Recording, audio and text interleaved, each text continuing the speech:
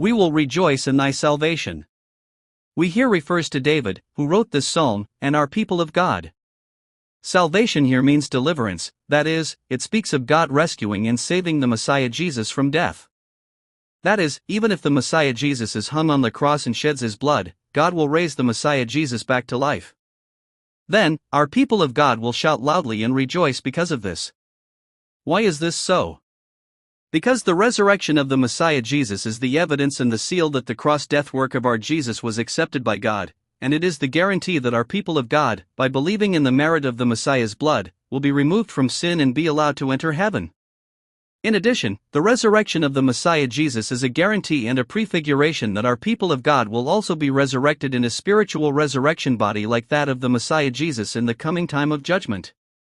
Therefore, when the people of God see the resurrection of the Messiah Jesus, they will be so happy and joyful about the fact that they were saved through the merit of the blood of the only begotten Son, and they will rejoice and weep with the emotion of that salvation.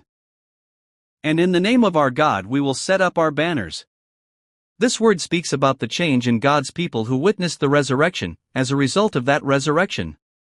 Set up our banners here originates from the ancient practice of an army setting up its standard.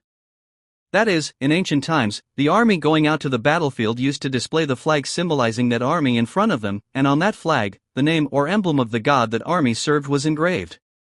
It was a confession of faith that they served that God as their God, and it expressed the praise and exaltation of that God. That we will set up our banners in the name of our God here means that, when the people see the Messiah Jesus resurrect from the tomb, they will accept the Messiah Jesus as their God, and live by praising and exalting all things of the Messiah Jesus. In other words, they will praise and exalt the wisdom, power, authority, and greatness of God who saved them, and live by relying on God and boasting in Him. If you want to know more, please subscribe.